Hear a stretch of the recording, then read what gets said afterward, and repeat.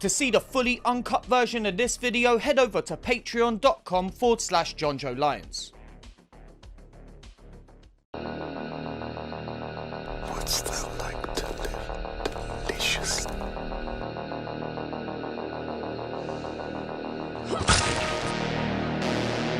Chaos reigns.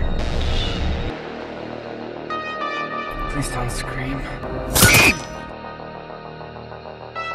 Nah, Sid, don't you blame the movies. Movies don't create psychos. Movies make psychos more creative.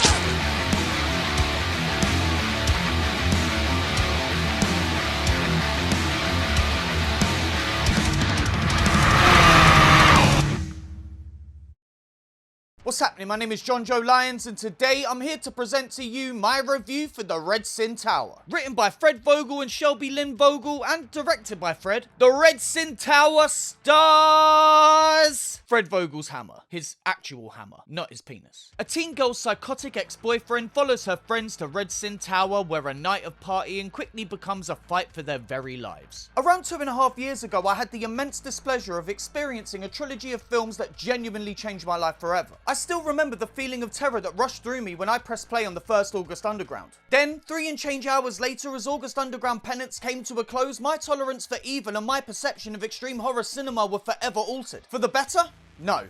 But it did help a lot with YouTube, so I guess there's that. At time of recording, the August Underground Trilogy review is still my second most popular video on the channel, so it is kind of weird that I'm yet to dip back into the well of pain and misery that is Fred Vogel. I sort of did with Murder Set Pieces, as Fred did the gore in that movie, but I'm not sure if that really counts. I really didn't know what to expect here, so for once took the time to read a couple of reviews on IMDb, and they're pretty funny. My favourite being Redsin Tower, more like dog basement. It's not very nice, is it? We don't know who these people are leaving these reviews. They might just be normal, so we have to take their opinions with a grain of salt. Even after reading all of that negative stuff, I've got to tell ya, I'm still pretty excited. But just before we get to that though, I want to remind you that this review is available completely uncut at patreon.com/Jonjo Lyons. As we all know, YouTube is cracking down on monetization, making it impossible for me to earn a living through ad revenue. Last week's video was flagged for bad language and adult content, meaning YouTube still has a problem with what's going on under the Nick Cage faces. Does that make sense?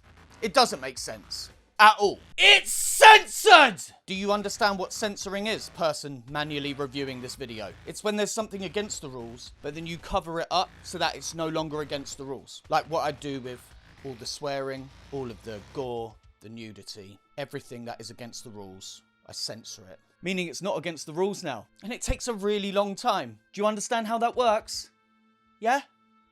So with this being the new reality that we live in, it has never been more essential to my survival that you check out the Patreon. You can sign up for as little as $1 a month and gain access to the uncut reviews plus a load of other blood-soaked fun times. Plus, when we hit the $1,000 target, I'm going to let the patrons pick my next tattoo, which was just a terrible idea. Here's some more of the most recent requests. A dragon made of Bentley, the dog, a sponge tramp stamp, exit wounds with dripping out of them, the word on my forehead, a frame from the irreversible tunnel scene, the human centipede diagram, a goat with live deliciously underneath it, a love heart with Lucifer Valentine in the middle, the Human Your album cover, a lovely portrait of Lawrence R. Harvey enjoying himself with sandpaper, the Antichrist fox with Chaos Reigns underneath it, crying Nicolas Cage, an exposed gore tattoo, a hockey mask with Nightmare on Elm Street written underneath it, and the crayon squid from the cover of Regurgitated Sacrifice. Don't they all sound lovely? When we hit the target, I'll hold a tattoo tournament over on the Patreon where everyone will vote until one awful winner is decided. Come across and be part of the fun for as little as $1 a month. Now, I'm eager for Fred Vogel to once again destroy a piece of what little soul I have left, so let's not waste any more time. Get ready to see what would happen if Fred directed The Evil Dead.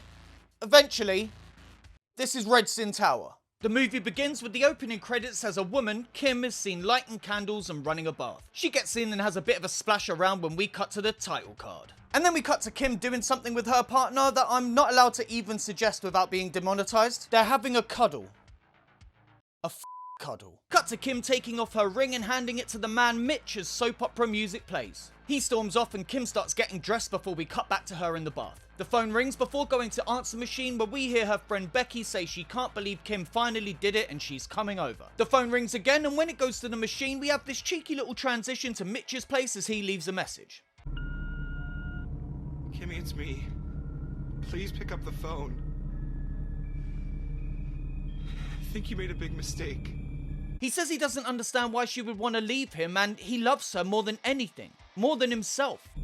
Our relationship is special, and I don't think I can survive without you. Get a grip.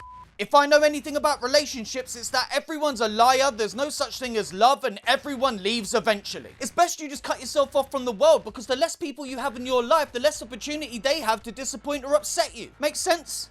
You weepy. Cut to Kim blowing out a candle, Becky on her way, pictures of the boyfriend, and Kim sitting in front of a mirror looking all mopey like. Becky enters, celebrating Kim getting rid of Mitch when she notices Kim doesn't look very pleased. She thinks she may have overreacted, but Kim has other ideas. He's a great guy. Kimmy, he's a tool.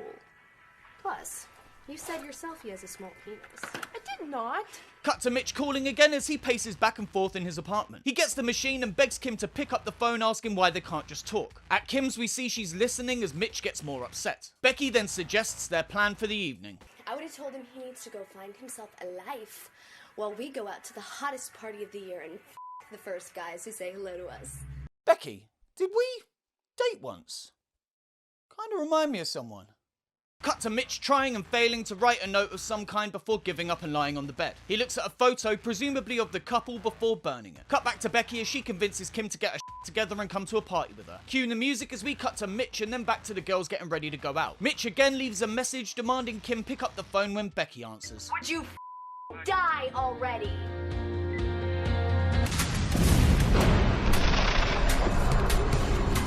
Oh dear. Honestly, mate, it's not worth the hassle. Just have a and a cup of tea. You'll be fine. Cut to the girls about to leave when Becky gets a call from her friend Emily. Becky says that she'll see her in a bit and they leave as we cut to these three driving. In the car we meet Emily and brothers Curtis and Phil Pepper. Curtis talks about getting some three-way action on the go and Phil complains saying no one wants to hear that. Cut to some bubes pressed up against the glass as Sandy, Curtis's girlfriend, joins the trio. Look at those. What is wrong with you two, man? And my girl don't want to see that. Wait, what? I thought they were driving. Why are they chilling in the car when there's some perfectly comfortable seats right there? I'm confused. Cut to Mitch getting on his bike and hitting the road. We then meet Spence, who's watching whatever this is. I genuinely have no idea what we're looking at here, so I'm just going to pop Nick on it to be safe. If any of the patrons have an idea, leave a comment or hit me up on the Discord. Cheers. Mitch enters saying he needs a big favour and he wouldn't normally ask unless it was important. Spence asks what it is and Mitch says he needs to use his dad's gun. Mitch then looks through the yellow pages before calling the cops and reporting the party. He then tells Spence about Kim breaking up with him and says he needs the gun to scare her. Do you know what they do to guys like us in jail? Dude, I'm not gonna hurt you, dumb shit. I just want to scare her. Solid plan, fella. After refusing to help a bunch of times, Spence finally gives up and grabs the gun for Mitch, who then thanks him and leaves. Cut to Mitch furiously riding his bike and then to the girls arriving at Curtis's place. Kim's introduced to everyone and takes a seat as the group joke around with each other. Cut to Mitch in a phone booth telling Kim her father told him where she was going tonight and not to be surprised if the party gets busted. I can't believe you're still friends with her, that f***ing bitch. I will prove my love for you. I think I'm starting to see why Kim wanted to cut this relationship short. Cut back to the party as Sandy and Curtis ask the girls if they've ever had a threesome. Becky suggests that she might be up for it when Kim says she's just joking. These two men then enter with the blonde fella Steve catching Kim's eye as they announce the party got busted and now they don't know what to do. If we all pitch in, we can get a room at the Spooge Palace. AKA your mum's house. Becky, who I'm starting to fall more and more in love with by the minute, then suggests they go up to the Redsin Tower, which the other new guy, Carl, tells her to forget about. The girls are then introduced to Steve and Becky says she was up at the tower a couple of months ago taking pictures. Emily asks if it was scary and Becky replies no, more creepy, and says there's definitely something up there. Made my skin tingle. What are you, some kind of proctologist? You mean paleontologist? Same thing.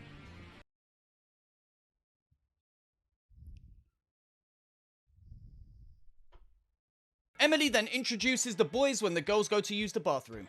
Tell me there's please tell me there's I don't like him.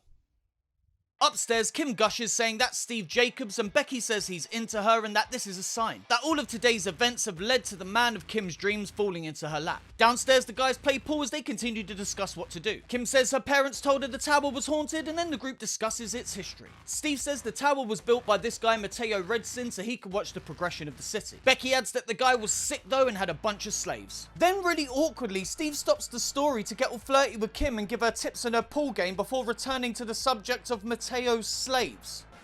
Yeah, that's it. You're natural. When all the slaves, well, except for the last one, were dead and eaten? Is it just me, or was that jarring as fuck? Steve says when all the slaves were dead and eaten, Mateo would force the last one to impregnate his daughter, when again Becky chimes in saying Mateo would watch the whole thing and reward the last slave standing. That's not my bad description, by the way. Those lines are back to back and basically mean the same thing. It's almost as if this isn't a back and forth conversation and actually two monologues cut together. Kim expresses doubt about the plan, but Steve sticks an arm around her and says it'll be fun. Cut to more of this. And then to the main group on their way to the tower. Martin luckily sees Becky and Kim driving and follows them as we cut to a convenience store. This homeless woman is trying to use the bathroom, but the clerk refuses to give it to her as she won't purchase anything. She leaves and they celebrate having nearly made the woman cry when Phil joins them at the counter and he notices their upsetting customers' scoreboard. Cut outside to Martin arriving at the store and grabbing up Kim. Get off of her! What happened to your little party, Kimmy? Did the cops come? You call the cops? What are you, some kind of freak? I love how Emily's just standing there during this altercation, just not bothered at all.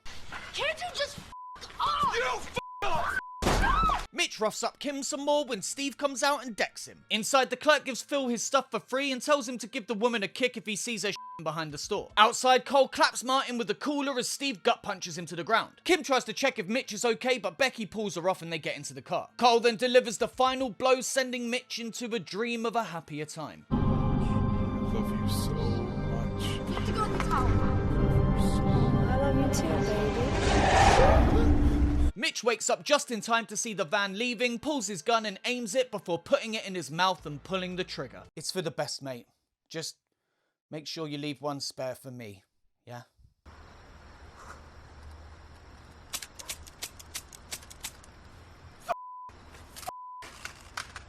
Typical. Cut to the van as the fellas boast about kicking the out of Mitch, and then back to Mitch as he gets himself together and gives chase. In the car, Kim and Becky discuss what just happened. Kim says she just wants to go home, but Becky knows she just wants to call Mitch and see if he's okay. Cut to the van where Carl is being a real piece of shit talking about banging Becky. He finds out that he used to bully Becky's older brother in high school and then commits to making it happen. Becky then asks if Kim's gonna bang Steve and she says she barely knows him. Screw it, just who cares? You got to someone. It will totally get your mind off that little weirdo. Cut to Martin speeding through the streets and then to the group pulling up. I wonder how many people die in the first 30 minutes of August Underground. I mean, I understand it's a completely different type of film, but I'm just kind of hoping things pick up soon. Just a splash of a drizzle of corpse something. Cut to the group walking through the woods. Becky again goes on about Kim shagging Steve and the boys chat about the same thing. The boys then split and start chatting up the girls when we finally arrive at the tower. Holy shit. Is that it? You betcha. Wait, hold on. Where are Curtis and Sandy? Please don't tell me that's it for them now. For those unaware, they were played by Fred and Shelby Vogel, and I was kind of hoping I'd get to see them die. Gruesomely. Hope they come back. They don't come back. Cut to the group walking around inside the tower. They continue to tease each other for being creeped out before finally finding a room they can get wasted in. They start setting up the lights when Cole says he needs to go for a and takes a flashlight. Becky teases Kim about having seen a face the last time she was there as Kim worries about spiders. They set up a table under the lights and we cut to Cole draining the lizard. He senses a presence and spins round seeing nothing. He then lowers his flashlight finding what looks like bloody footprints which he for some reason starts to follow.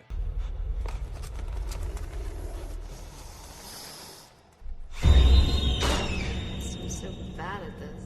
Cut to the extremely well lit by a few torches hanging from the ceiling party room as Becky and Emily try to do some completely legal origami while Cole enters in a panic. He tries to talk to Steve but is interrupted by Phil who says they should come up to his place in Vermont sometime. Phil then hands out the drinks and makes a toast. Let's have a toast to this spooky ass tower that we're gonna party down in tonight.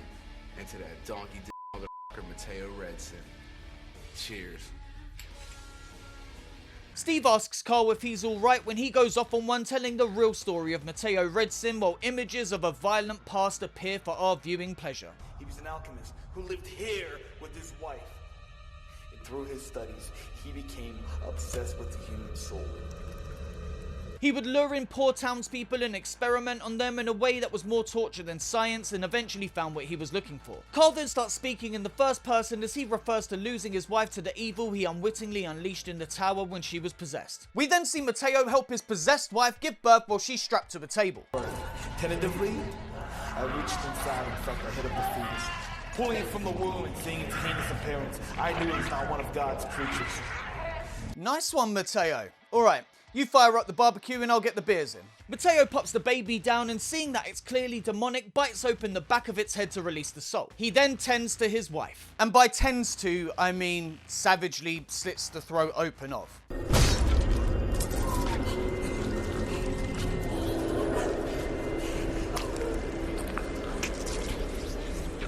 We then see Mateo sealing his workroom off from the rest of the world before cutting back to reality. Phil asks if that was all real, and we get this wonderful moment. What? No, he's alright. Hey, break out the beer bong, would you? Steve then picks Kim to do a beer bong, which we watch for what seems like a billion years, after which she gives Steve a hug. And then we start the party montage.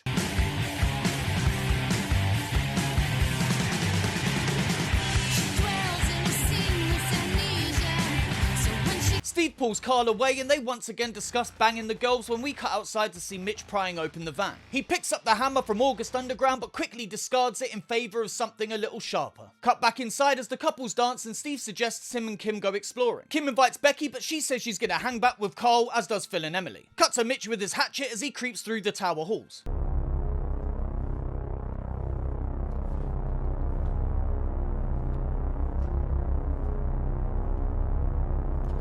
Cut to Phil putting away his paraphernalia and inviting Becky and Cole to explore, but they decide to stay where they are. They then sit down and start to talk about what they want to do after high school. I'm probably gonna go to mortuary school. They then start making out before Becky tells Cole to close his eyes and count to 100. Becky runs off, leaving her bra hanging when a shadow flitters past, dropping a bit of blood on Cole's face. He then opens his eyes to see this.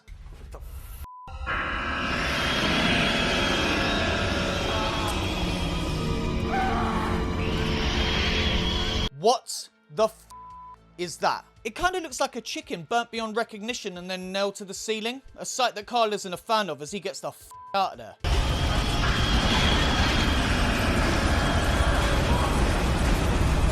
Cut to Emily and Phil as they explore. We briefly see Becky's feet and then rejoin Mitch as he continues to walk through the tower halls. How big is this place? Didn't look that big from the outside. How big is the inside of your average tower? Big enough for this kid to be searching for so long? Answers in the comments. Cut to Becky hanging her underwear up and then to Steve and Kim as they share some kisses before we cut back to Mitch.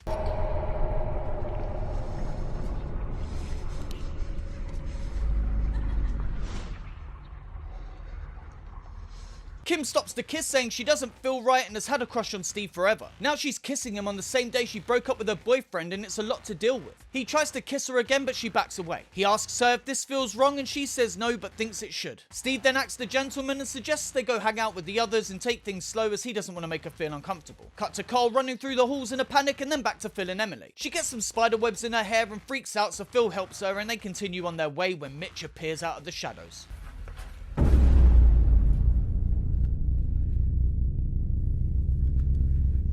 We see more of Carl, then cut back to Phil and Emily as they sit down to smoke. Phil admits Carl's story bugged him out, but Emily says he was just joking. He says it didn't even sound like Carl's voice, that it was someone else. Emily asks who it could have been and Phil says Mateo Redsin. He then says the place is creeping him out and he wants to go back to the party room. Emily convinces him to carry on exploring and they head out. Cut to Becky as her flashlight dies.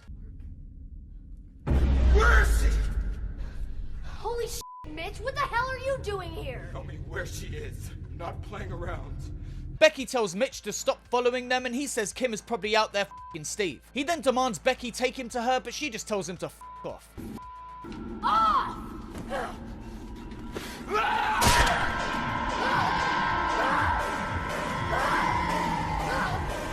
Which was a mistake.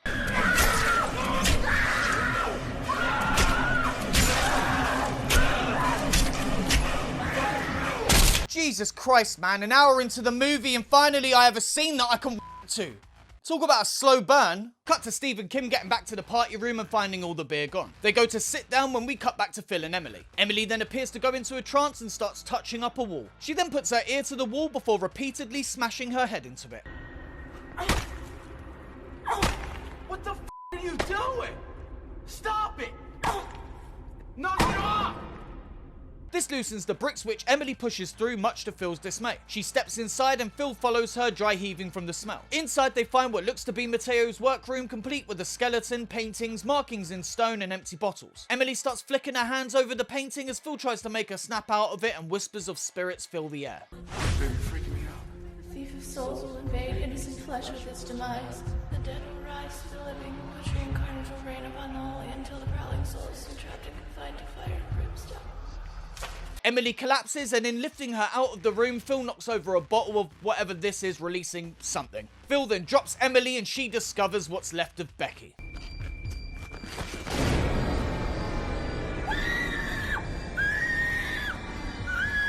Kissies? Emily gets up in a state, then suddenly stops and says she hears something when things get a little bit Evil Dead and Emily's throat gets opened up. Listen.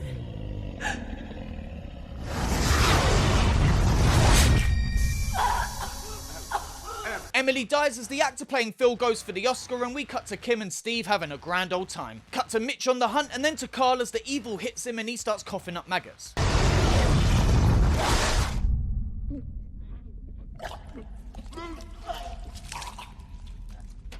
He collapses, throwing up blood and maggots when the evil drags him screaming into the darkness.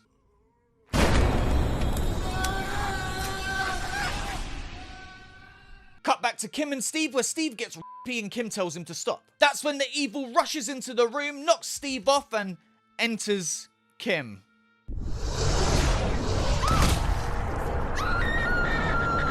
Good lord. Steve is pinned against the wall as Kim's clothes are ripped off and Mitch comes to the rescue. We see Steve's shirt rip open and watch as something inside him tries to tear its way out as Kim is lifted off the ground screaming. Steve's guts then force their way out of his stomach.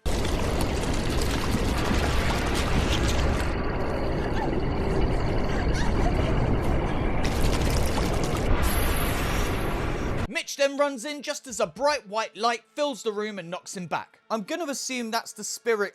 Points for the most inventive shot ever. Kim then has this weird possession orgasm before squirting out a shitload of blood, maggots, and lady liquid.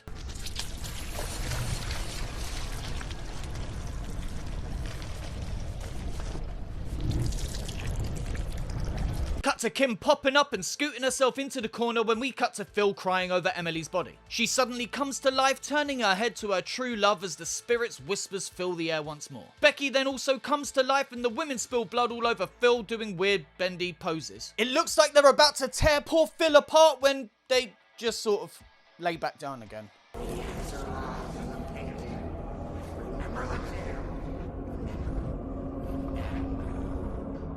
Oh. Okay. Phil opens his shirt, revealing the mark we saw carved in stone earlier, and then cut to Kim doing a little dance. She gets up as Mitch wakes up and notices the mess that used to be Steven. He's then thrown by Kim, sticks his hand in Steve's guts and vomits. His love then steps over to him and bites a massive hole in his neck. Enter Phil, who Kim goes to attack before being repelled by his chest marking. Phil tries to grab Mitch, but Kim goes for him and the two have a tussle. He pulls her in for a bear hug, and as they struggle, smoke starts to billow up between them. They go to the mat and grapple when Phil is able to get on top and cut the back of Kim's head, allowing the spirit out just as Mateo did with the baby.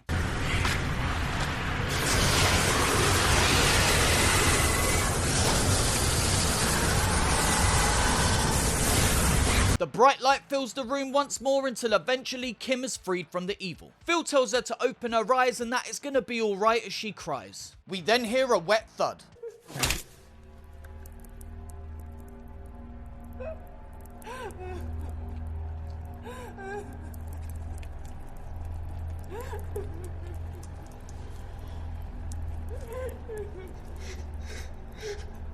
Mitch pulls Kim in for a hug and they both cry as the piano music comes in. Cut to Mitch carrying Kim through the woods and into the sunlight.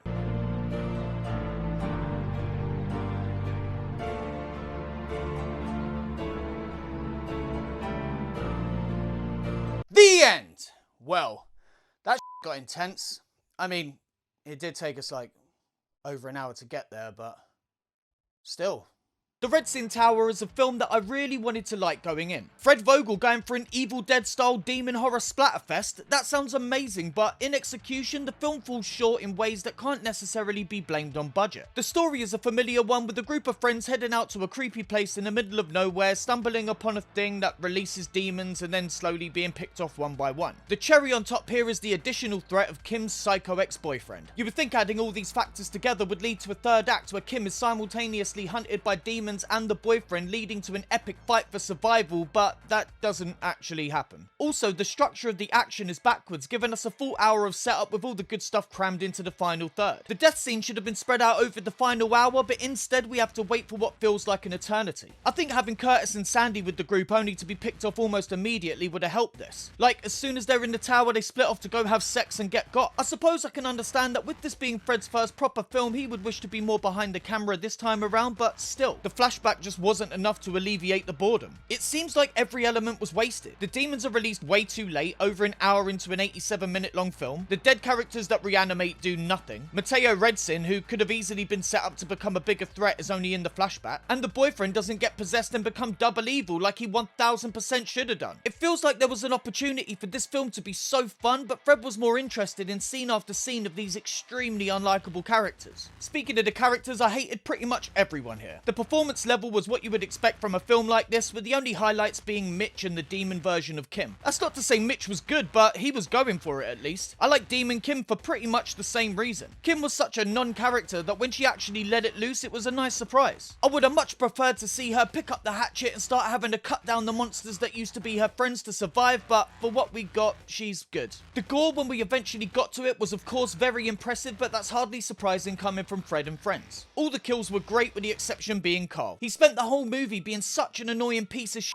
only to be dragged away. It would have been nice to have cut to him strapped up in a dungeon where the spirit of Mateo Redsin would then disembowel him or something. As that scene faded to black, I was sure we were going to cut back to Carl going through untold horrors, but unfortunately that's the last we see of him. Presentation wise, the film wildly swings between amateurish and inspired. The film is mostly boring flat shots or too dark to see, but every now and again we get something pretty cool looking. The transition from Kim to Mitch's room, Emily in her trance, the Evil Dead shots, the demon attack scenes, the shadows in the tower halls. There's definitely good stuff here, but again, these moments are few and far between. Vogel was really trying to make something that looked cinematic, and while he mostly fails, you can see the seeds of a great filmmaker coming through. All in all, the Redsin Tower is a huge disappointment, if only for the fact that I expected so much more from the creator of the August Underground trilogy. As I said earlier, I totally get that the film was never going to reach the same level of violence shown in those movies, and I commend Fred for attempting to make something with a more traditional narrative, but the way the story was structured was a massive problem. Maybe if the performances were better, or I actually liked the characters, it could have been more tolerable, but as it is, I just wanted the film to get on with it. If this was made by literally any other filmmaker, I don't know if I would have had the patience to get through it to the end. It's especially painful given that Fred doesn't have the largest filmography, and of all the films he's released bar the August Underground trilogy, this one had the most potential to be insanely gory. I was under the impression that this would easily become my new favourite film of his. It's not the worst film that I've ever seen, but stands as a lesson to never overhype a movie in your head before sitting down and watching it. I don't know if I can say the ending is worth sitting through the preceding hour, but if you want to see Fred Vogel take a crack at making an honest-to-goodness movie, you could do worse than the Redsin Tower. So that was my review for the Redsin Tower. What do you lot think?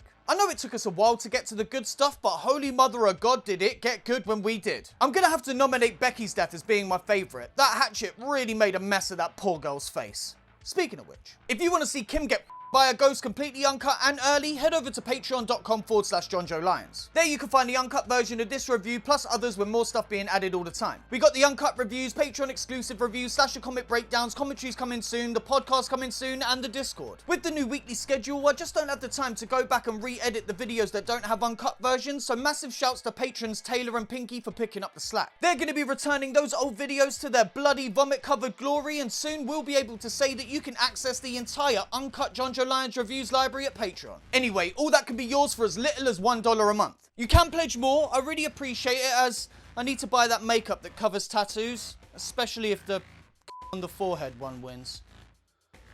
What the f have I done? So that's it for another week. Like the video, leave a comment and click subscribe if you haven't already. My name's Jonjo Lyons, and am I the only one that thought at the end there should have been a zombie girl orgy? Night of the Living Fanny Mash. Somebody write that, please.